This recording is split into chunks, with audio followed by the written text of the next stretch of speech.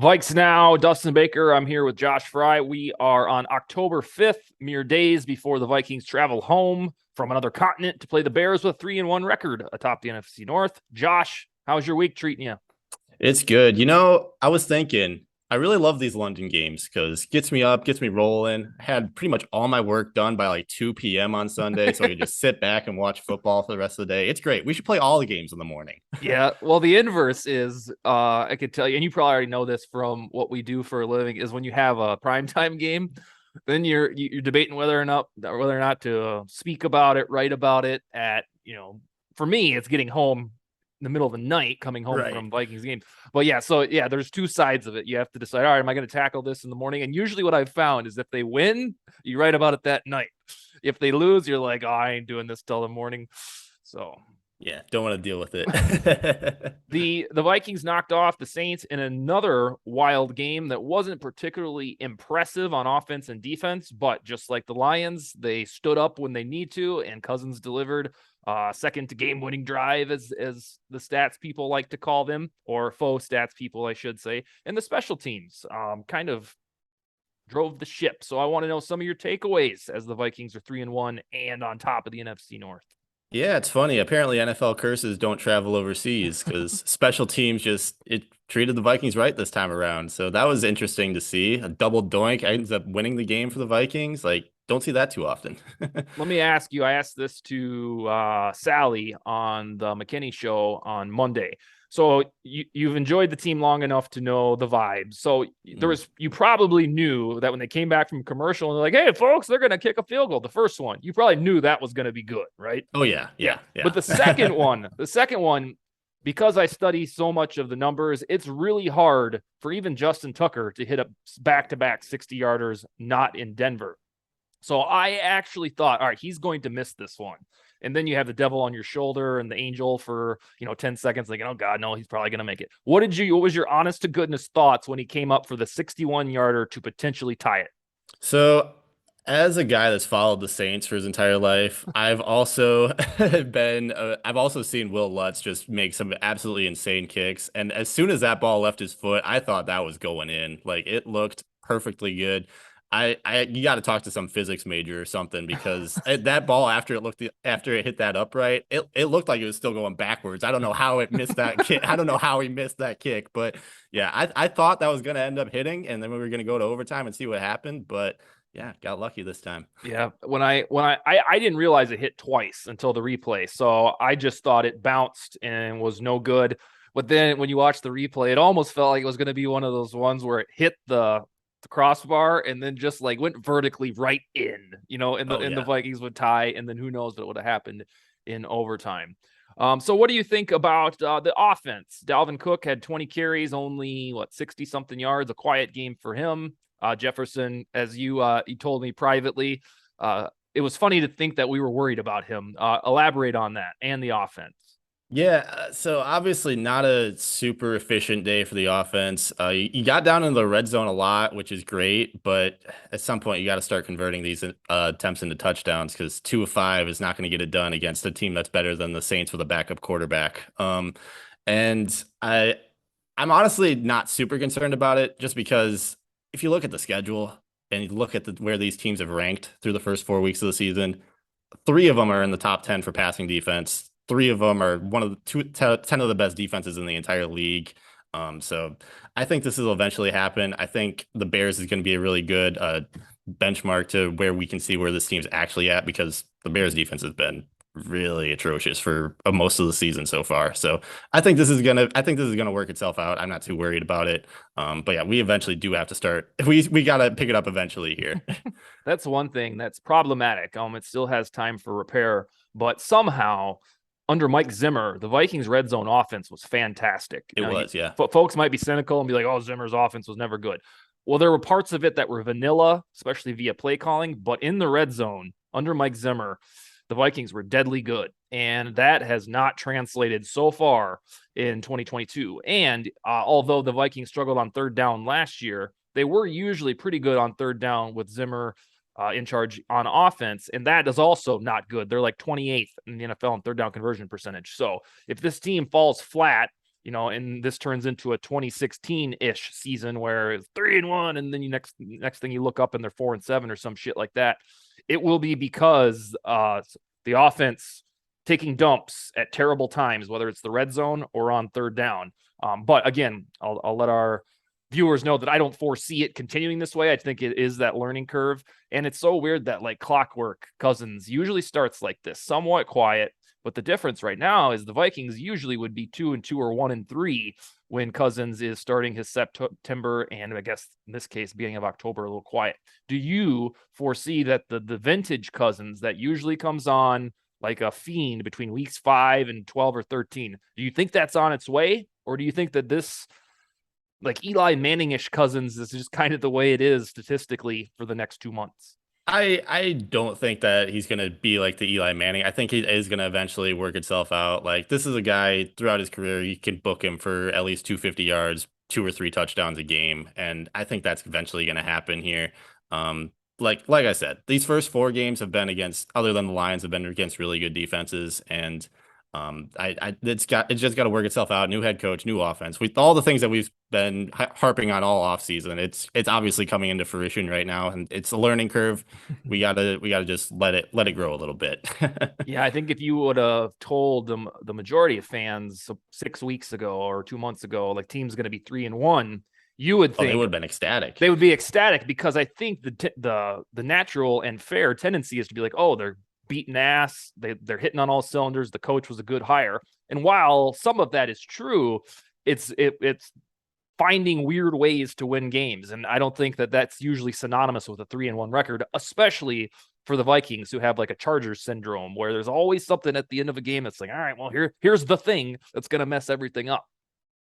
Yeah, it's been a very, very weird start because obviously there's a world where this team's 1-3 right now, and we are looking at like what in the world's going on here, because that Lions game obviously got off to a rough start. If the Saints actually came out and pulled that win off, that would have been atrocious of a loss. But yeah, we're 3-1. I think we need to calm down a little bit on the offense falling apart here, because it's a month into the season. We got October, Kirktober, November, December, all the way into January. We're chilling here. We're chilling. And that's with a new head coach, a new systemic defense. And I mean, it's those things matter. And right.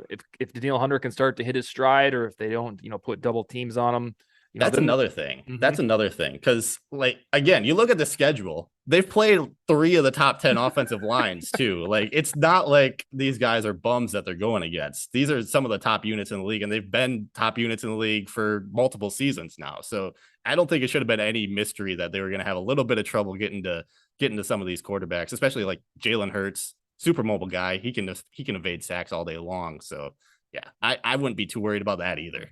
Yeah, I think it comes down to 2 schools of thought where you look at it as, all right, they're 3-1, but it kind of feels fraudulent because they're not, beating ass. The defense doesn't look very good.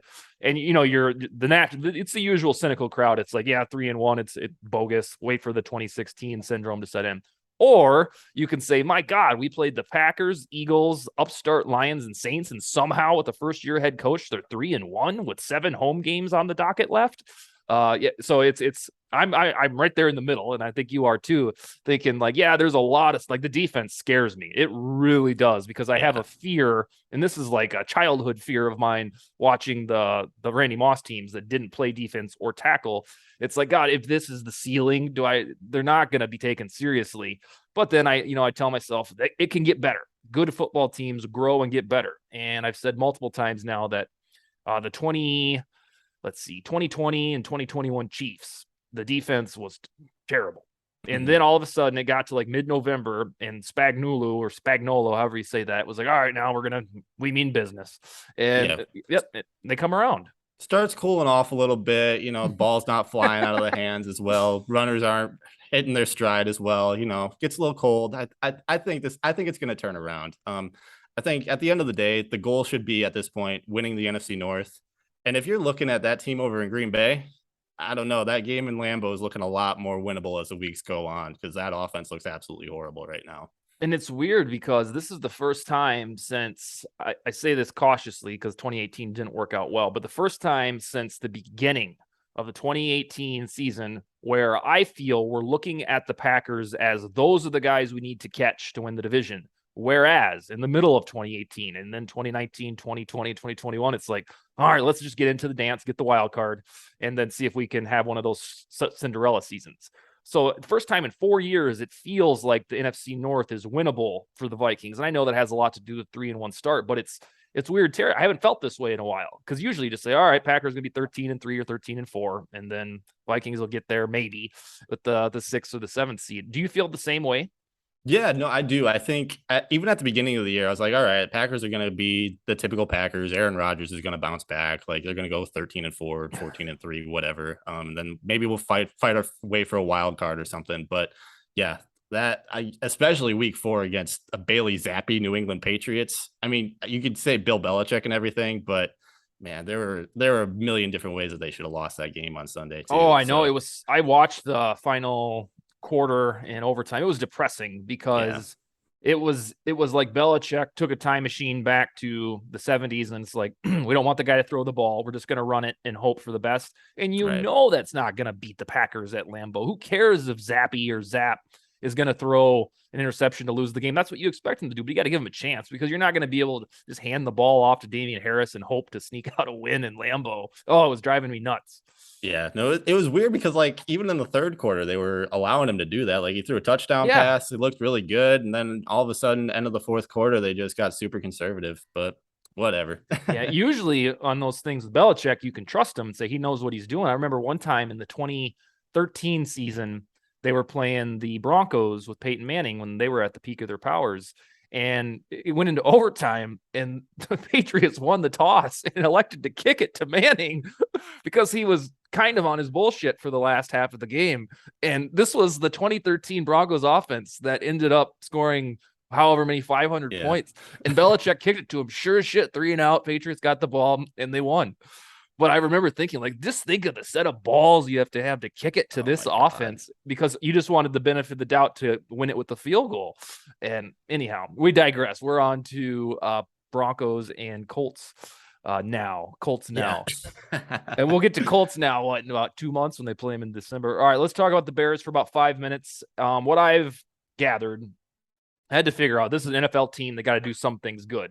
Their special teams is pretty good. I think it's 8th or 10th. I can't remember per DVOA. So they do that well.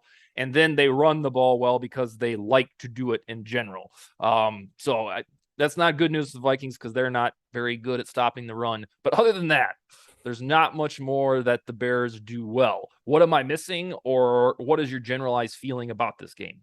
I pretty much agree with you on what they're good at. Do we know if David Montgomery is going to play in this game yet? One of my dirty little secrets here is I have about 3 shares of him in fantasy, and he's questionable. Mm-hmm. And he's pretty damn good. If not, it'll be that Herbert dude. So I think it's a true blue questionable, and we'll learn more in the next 2 days.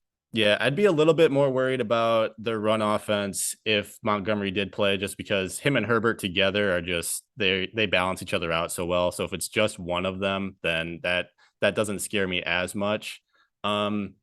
Other than that, though, yeah, the passing offense is terrible. Justin Fields he's gotten off to a really rough start again. I do think he's got potential as a passer. They just got to actually give him some receivers, give him some time to throw the dang ball, and just develop him a little bit. But they've done absolutely nothing to help him out there in Chicago.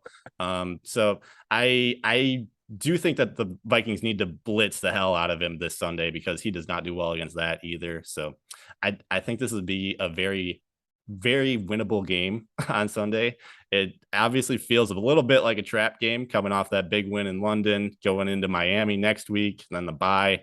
But yeah, this should be a very manageable win. We should not be feeling too much pressure going into this game, at least hopefully. I've wanted to ask you this since Sunday, since I started to turn my attention to the Bears. How many weeks ago? 3 weeks ago, you were on this very show and gave us the soliloquy about Ed Donatell's defense against mobile quarterbacks. And bada bang, for all of his faults, Justin Fields is indeed a mobile quarterback. So Yep. A, how does that mesh with your opinion of Donatel, which you know did the homework on? And B, is there any part of you that thinks that this is one of Fields, like this is the game where he gets good? I have definitely thought about that more than once going into this game. But to Donatel's hopeful credit here, I do think that if there's any game that you can win against a mobile quarterback, it's a game where he doesn't have any receivers to throw to. So you know he's going to be running at least half the time that he's got the ball in his hands. Like I said, if you can blitz him, then he falls apart in the pocket. He tries to escape. And most of the time he doesn't. I think he's taken 11 sacks over the past 2 games. So this should be a very winnable game for the Vikings. And I hope that they can put some pressure on Fields this week, because that offensive line's not good either. Yeah, it's such a weird construction of a team. I know that they're outlandishly rebuilding, which is a very weird thing to do when you have a quarterback in a critical year for his maturation. I still don't get it, and I don't care. But I have that deep rooted fear, kind of like when Lutz comes up for a 61 yarder to tie the game. That God, is this going to be the game where Fields kind of looks like a baller? Because even Trubisky, who isn't very good, he would find ways to scamper on third down. We'd have his ass all wrapped up with that good Zimmer defense, and he'd find ways to extend plays, and I'd be like, oh God.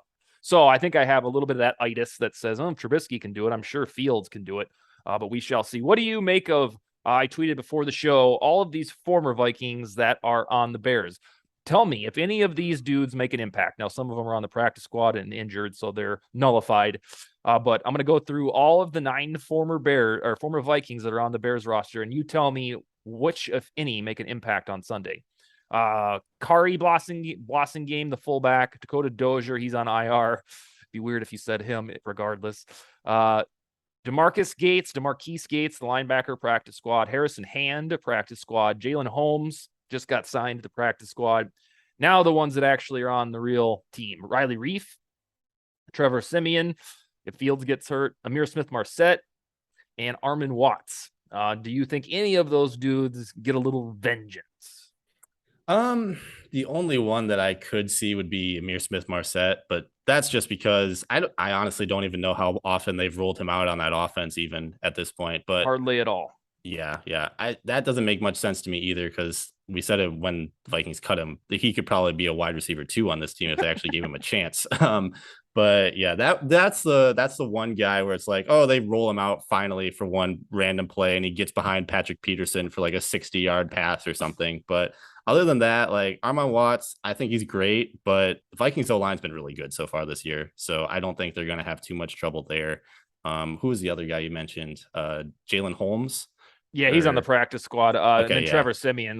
You'd see him if Right. Fields gets hurt, but that's kind of a long shot. So basically, it's Amir Smith-Marset for a fluky one-off, and then Armin Watts just because he should get rotational snaps. Right. Yeah. Okay. And it'd be very funny if, for whatever reason, Amir Smith-Marset just busted off a punt return touchdown too. Yeah. That would be very ironic. Yeah, it'd be very Bears Vikings-ish too. Even though it's not in Soldier Field, it would be. And we haven't played these guys before the month of November since 2006 at home. Oh, every game in the Metrodome or at US Bank Stadium or at the Gopher Stadium was in late November, December, or that last game of the year, which we've become accustomed to. So this is weird, which what basically means is you're playing the Bears with it meaning something for the first time since 2018 at home. I should preface that at home. The road games have meant something. Amir Smith-Marset has been targeted once in 4 games, so he hasn't been the big dagger that we kind of thought. So I don't know. We shall see what happens with him. All right, let's get on to predictions. I'm going to start. I haven't put this anywhere yet, so you get a little exclusive. I think this is the game where the Vikings look from head to toe pretty damn good. Now, of course, I'll eat my words because it's the Bears and it's destined to be a slugfest, a division game.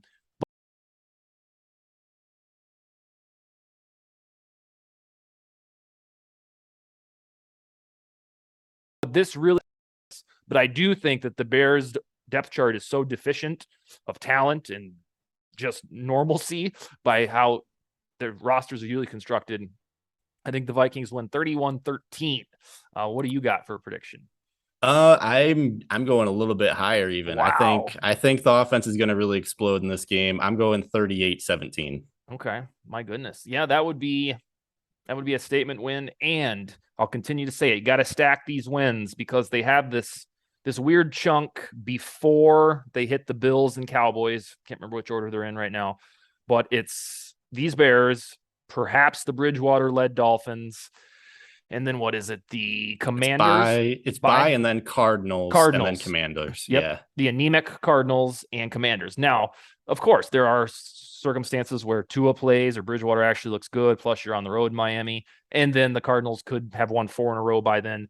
But these are reasonable games to win. That if the Vikings are good, they should be in it because you don't think they'll beat the Bills. I don't think they'll beat the Bills. And then after Thanksgiving, who knows what type of Patriots team you'll get on Thanksgiving night. Then you've got the New York teams, not in this order, the New York teams, the Lions, and the Colts. And that is, if they've sputtered at all in that stretch against the Cowboys, Bills, and Patriots, they've got to make up for it in those games. So the long story short is the Vikings have a wonderful opportunity to stack a victory against these Bears and go into Miami 4-1, kind of knowing they're probably not going to win that one. Yeah, this is a huge opportunity. Like you said, if we just win the games that are supposed to, that the division's going to come down to that game in Lambeau. And we talked about it. That game looks very winnable right as of right now. That could change in a month, but as long as we keep winning, that's the main thing here. And the other thing that I'll leave the viewers with and yourself is that thanks to these weird wins over the Lions and the Saints, starting this week, the Vikings can basically win and lose every other game. Win game, lose. And then they would be in the postseason, not to win the division. But if they go 7-6 the rest of the way at 10-7, they're virtually guaranteed a playoff spot. And the only reason I say that at all, not saying that's their ceiling or that should be settled for, is that would be a great opening act for a head coach in his first year to get into the postseason. So if they have a nice little cushion to go about 500 to the rest of the way, and hey, they're going to play a meaningful football game in January for the first time since 2019. Sounds great to me. I'm all in on that. So fantastic. All right. Well, I said this last week. We'll be back next Wednesday, and this time we'll either talk about a 4-1 team or a 3-2 team, and both of them just sound great when you say it that way. Oh yeah, sounds great. Doesn't matter what happens in between, as long as that's the record. We're good. We're good. All right, my man. We'll see you next week. Sounds good. Later.